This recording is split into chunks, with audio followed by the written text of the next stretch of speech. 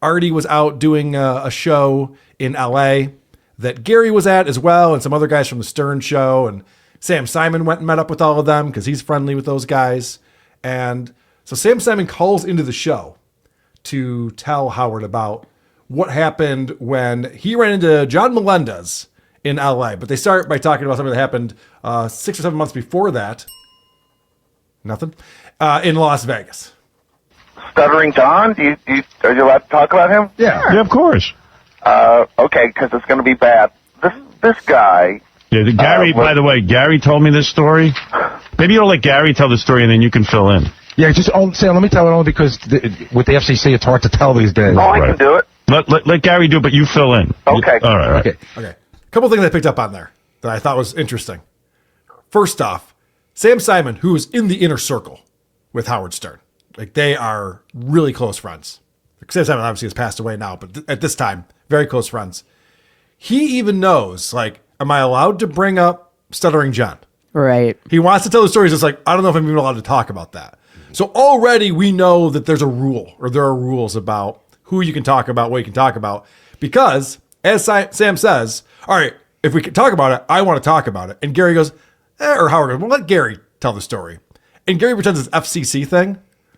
Sam has been in broadcasting for his entire life. He's a veteran at this. So he's not going to screw that up, I wouldn't think. I think what's going on here is that there are rules about talking about past employees. Mm-hmm. We don't want to give them credit for things they're accomplishing and stuff like that. So let's let Gary tell it. He knows the rules a little better than you do, Sam, about what we're allowed to say about John Melendez. Makes a lot more sense. Doesn't it? Because why would he just be like, well, the FCC is like, I'm just going to tell a story about him pooping in a toilet. Like, I think I can do that without getting fined. On the Stern show. Yeah, I'm pretty sure I can pull that off. So this is the first story of why Sam is already turned off by John's hygiene. Well, you should start by knowing that John and Artie did a show in Vegas 7 or 8 months ago, and Sam showed up with his girlfriend. Okay. And John goes in the bathroom and starts making noises that you can't believe. And, Artie's talking to the girlfriend, and these noises are coming out of there. Yeah. And everybody's just sort of like, what does he have to do that here for? Right. He comes out, you hear the toilet flush, he hasn't washed his hands. You're talking about this time or the last time? The last time. Yeah. He hasn't washed his hands, and he goes right up to Sam's girlfriend, he goes, hi, I'm John, and shakes her hand. Wow. So Sam was really offended by that. Right. John is a disgusting person. Yes. He's got that scene in this movie, too. Mm-hmm. He thinks it's so funny. He thinks, like, having aggressive, violent shits is comedy. Mm-hmm. I don't think it's funny. I think it's a turnoff to a lot of people. I think it's gross. Duly noted. I will refrain from doing that. Yeah. I mean, if you're putting on pranking me this holiday season, it's not the way to do it. So then they bring up, there's the comedy, whatever venue they're playing, where Artie's playing and John's performing there too, which we'll find out more about that. But they're in the green room, and you got all these comics, and you got Sam Simon. So it's, Artie Lang. There's a bunch of celebrities hanging out, and they explain that. There's a green room that a dozen guys are jammed into. Yeah. Eating and drinking, but we're all jammed in. There's one little green room for all the comics. Yeah, that's where everybody has and everyone's hanging out. And the bathrooms and in he that room. shows up, John. First of all, what he's doing there is beyond my comprehension. Well, Artie called him and asked him to come down. Oh, he did? Oh, okay. But, I mean, really, he works on the Tonight Show. Go to the bathroom there. Now, God. I just had a quick question. Yeah. I didn't realize he was performing there. I thought Artie just invited him to come and hang out because he lives in L.A. There is a story that I know about where John got booed up the stage opening for Artie in L.A. Oh, is this Maybe it? This is a different show. That I was assuming it was that one, but I could be off on that. Oh, I just didn't get that impression. I just don't know how many shows Artie did in L.A. that John was also in attendance of, but it's very possible this is a totally different show that they're describing right here. So yeah, maybe he was just there hanging out. But also, do you really think Artie invited them to come over? I think that John invited himself. Even if Artie did ask him to come out, I have a feeling John's like, oh, you're coming up to L.A., huh? Oh, when are you performing? Oh, where are you performing at? Get the invite, backstage pass kind of thing. I never knew how really close Artie and John were, but it would be hard to... It fluctuated a lot. Sure, I got that, but would Artie really invite him? I don't think so. I think that John would invite himself, and Artie's a sweetheart. And I think that's either Artie or Gary covering for John inviting himself. Going like, oh, no. Artie told him to go. And so they're just like, okay, moving on. So John comes back, and now Sam's going to explain what this setup was in this green room. The toilet in the green room is separated by two walls that don't go to the ceiling. Right. Oh, There is virtually it's like a stall in the middle of this room with couches and a dozen people eating and drinking, and he gets up and announces that he needs to move his bowels, right. and goes in there and is as noisy as Oh my God! It's like an animal. I mean, I've been in Africa. I've been on safari. I've never heard it. I thought he was kidding, actually, but he goes in there. Anyway, go on. How about he's grunting and Grunting, expelling, everything. So this reminded me of our Boston show this past year, where we were all huddled in that green room, which is a decent sized room, for a couple of hours. And they're bringing us food and beverages, and we're all just kind of milling about. And there's a bathroom right next to the green room, like attached to it. Yeah. Nobody shat up that bathroom. I'm sure there were some nervous tummies, but no one. I think if you would have done what they're explaining John was doing, you wouldn't be invited back to another live show with us. You know what I mean? It's just like, that's not a very pleasant thing to do. John doesn't need to be there, it sounds like, was only there for a short time and needed to take a shit in a place where it's not even a closed area. No, and there was food. Yeah. Ugh. It's awful. So Gary explains, he's just like, yeah, I left for a little while. I came back. Everyone's outside in the hallway. Everyone had to leave the green room because John's shitting up the place. And I pictured John proud of himself. I'm mad with power. Yeah, right. Yeah. I move people.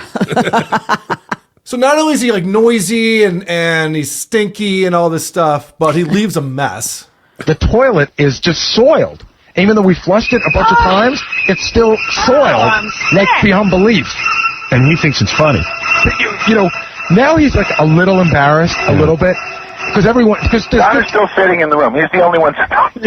John's got a green room now. Well, everyone, He's got the green room to himself. everything always is about John, isn't it? Always. Yeah. Yeah. All right. So they kind of had a debate about whether the toilet was flushed or not. Sam says John didn't even flush the toilet. Gary says he did, but it was still gross, which I can't even imagine what that scene is. There's just shit splattered everywhere, I guess. So to the point where, and this is where John's just a giant piece of shit. The fucking the janitor had to come. Sam was outraged. I'm telling you, he was just so upset. He made a janitor come with aerosol deodorant and a scrub brush to clean the toilet. By the way, you could see all this in the room. You know, you could see the toilet from the room if the bathroom door was open. I would have banged his head right through a wall. Yeah. I would have just taken his head and pushed it into the wall. He would have done that around Howard. There's no way he'd behave like that. So Sam's telling the story at this point. Who made the janitor come? John? No, I think probably the guys who wanted to get back in the green room. Oh, okay. All Right? Because they get a whole show to do still. Yeah. It sounded like the way he was implying that John did, but I can't imagine John would clean anything or have He anybody doesn't- clean he anything. doesn't care. He obviously doesn't care. Yeah. They even bring up there's other bathrooms in that place. Right. Like if you got to shit, sometimes you got to shit. Just go use the bathroom that everyone else is using in the theater. Well, we've watched John's show a billion times. He doesn't plan for anything. And he doesn't get embarrassed. No. It's impossible for him to be embarrassed by anything. So Howard makes a point here. I think he's very right about this. The Tonight Show gave him that job. Now he really thinks he's Right. Now he can come and do that, Yeah. and you should be pleased. You should be happy to see him. He also said Artie's drinking himself to death, and you guys are responsible. You're not doing anything. He did not Oh, say wonderful. that. Did he say that, Sam? And beer. After his 10th beer. Yeah, what's he doing about it? I don't know. What's he do for anyone? All right. I agree. John's mad with power at this time in his life. He's working for the Tonight Show. He's got the big cushy job. So he's big time in everyone. So part of it is him walking in there, shitting up the place because he's the biggest celebrity now. Obviously, he's not. Artie Lang is a much bigger celebrity. Always has been, always will be. But I think John's on television. And so he's showing off. Well, he's also out from underneath Howard's thumb. Yep. So he now is not going to get. He thinks he's not going to get as much shit from other Right. people, but little did he know. We need different analogies around here. I know shit. Shit, eat, and grin. But I also love that Sam then tattles on John for blaming Howard for Artie's drinking. Yeah. And this is something that we see a pattern with John. It's Dan the enabler. He blames Anthony Cumia and Right. Keith the cop for how they handled Artie. It's like Artie's drinking problem or drug problem. Someone needs to do something about it. And I love that Howard's like, what's he doing about it? You're his friend, John. Do something about it. I will, but I'm going to crack some beers first. And John deserves getting shit for it. 2 times over, because not only did he say it, but he was the tattletale on the Stern show. Yes. So he deserves to be tattled on. Normally, I'm not a big fan of tattletaling, as you know. That's my general policy. Right. But Sam saying that, and he goes, and by the way, he blames you guys for what's going on with Artie. And Gary's like, did he really? Yeah. That's what he does. John has not changed at all. We're going to learn more about that as we get into an episode from August 15th, 2018. But first, they go to a restaurant after the show. And John goes and orders a steak. Oh my God. John gets up and starts shaking everyone's hand goodbye, starts to leave, does not offer to pay or anything. Now, not a lot of people ate. I think him and Artie might have been the only 2 people that ate. Right. Maybe another person. Yeah, there you go. And then there were a lot of people that were like peripheral people that we didn't know who they were, who were ordering drinks. And, you know, Michael didn't feel it was fair for him to pick up the whole bill for this whole gang. Right. So John starts to leave, and Michael walks over to him and he says, "Where are you going?" John says, "I'm leaving." He says, "Well, what about, you ate some dinner. What about paying the bill?" And John goes, "Well, I assumed that you were picking up the bill." And that's the part where Michael goes, "You know what, John? That's the problem with you. You assume that for everything. You assume people are just doing stuff for you. You don't ask. You Right. don't say anything." Right. Right. So then, I think I can say this word, then Michael told John he was acting like a prick. And that got John really upset. Again, I'm on the other end of the table, but at one point I saw them chest to chest, and it looked like they were going to fight. Right. And then I guess John told Michael, I thought we were friends. And Michael said to him, "Well, if you think that me picking up the bill is what a friend is all about, then I don't need any friends like you ever again in my life." Right. And I think there was a lot of yelling and arguing and threatening. I think at one point they were going to go up front and fight. Yeah, if Michael was a friend of John's, he'd know that John doesn't pay for anything. It's incredible how entitled John is. And we see this pattern throughout his entire life. But he goes there. He's not part of the Stern show. This guy, Michael, they're talking about, is like the marketing guy for the Stern show. And he thought he was friends with John. They tell the story earlier in this.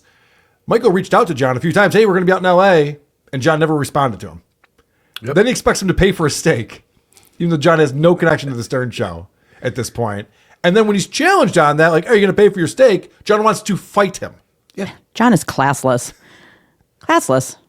Right. I mean, if you would ask ChatGPT how John would have handled the situation, this is what it would have said. Yeah. This is just textbook John. This is how he behaves all the time. And I guess eventually he did end up paying the bill. In a This guy huff. because this guy's just like, "No, John, I'm not paying for your fucking steak, man. Why would I?" It doesn't even make sense.